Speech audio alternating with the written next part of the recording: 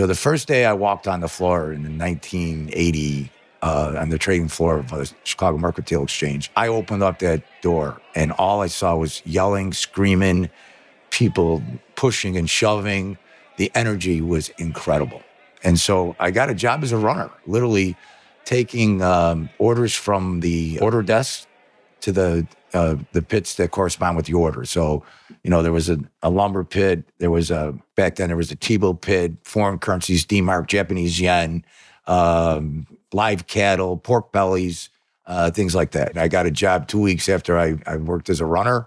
And that was the start of my trading endeavors. Can you explain how it was? Because I have never ever been in a trading pit. How people understand who makes a deal? Because if everybody is yelling, how to understand who is selling, who is buying, how to shake hands, how to make a deal. Yeah. It looks so disorganized, but it's the most organized disorganization you ever want to see because you're in the one pit. Let's say you're just trading gold, right? What happened is the market says, you can see when you see on a dome now, the markets move up and down with price movement, buys and sellers, right? When there's more buyers than sellers, the market goes up. When there are more sellers than buyers, the market goes down. Same thing in the pit, but we had to find a way to communicate it with each other, right? So if you were bidding, you would yell, half on 20, 55 on 20, 60 on 20, right? So you had the price and the quantity. And if you were selling, it was 20 at a half, 20 at 30, right?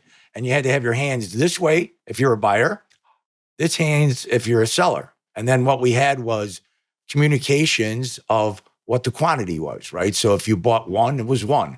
If you bought 10, it was index finger to the head. If you bought 20, it was here. If you bought 22, it was 22. And then the other guy would follow up with, the other broker would follow up, sell 22, right? Okay. At a half, right? How to make an agreement? Just by eyesight. So you bid half on 20.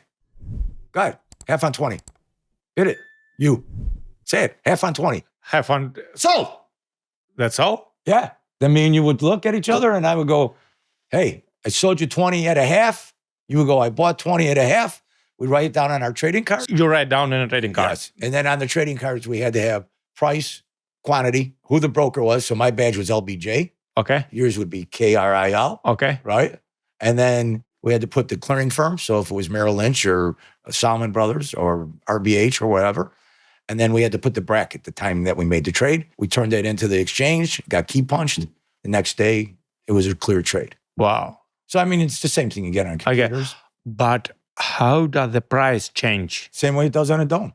No, so, if all the deals were made like this on a paper that will be cleared on the next day. Yeah, because here's the thing you're not understanding. All the orders before there were computers all came to the exchange, were handwritten, and a runner like myself would take that order into the broker, and then the broker will have it, what he calls as a deck, right? So if you have your deck, when you look at a dome, domes go up and down, right? So there's depth in the dome. Well, I used to fill the orders in the paper dome. So it was built just like a dome that you see on a trading thing. So I would have a bunch of orders in descending order that were my buys, and whoever it was. Like I filled for Merrill Lynch and Salomon Brothers and Goldman Sachs, and right. So it'd have their paper, and it would be in my desk in my deck in descending order. On the descending side, we had buys and sell stops, right? So if you wanted to put a sell stop in, it was in the deck, right? And then on the ascending order, it was sells and buy stops. So it's the same thing as you see in a dome, but it was all written paper, right?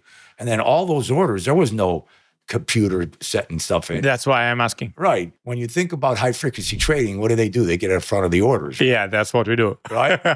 Well, when we were in the pit, if I was filling a big order for, let's say, buy 1,000 contracts of gold, as I started bidding it up, the guys would realize that I was buying stuff, so they would try to get in front of me. Right. That's right. And then that's how that's how we it worked. Right. And you think about retailer traders, we're only there to provide liquidity for the big institutions, right? Yeah. So it's the same thing. Game hasn't changed.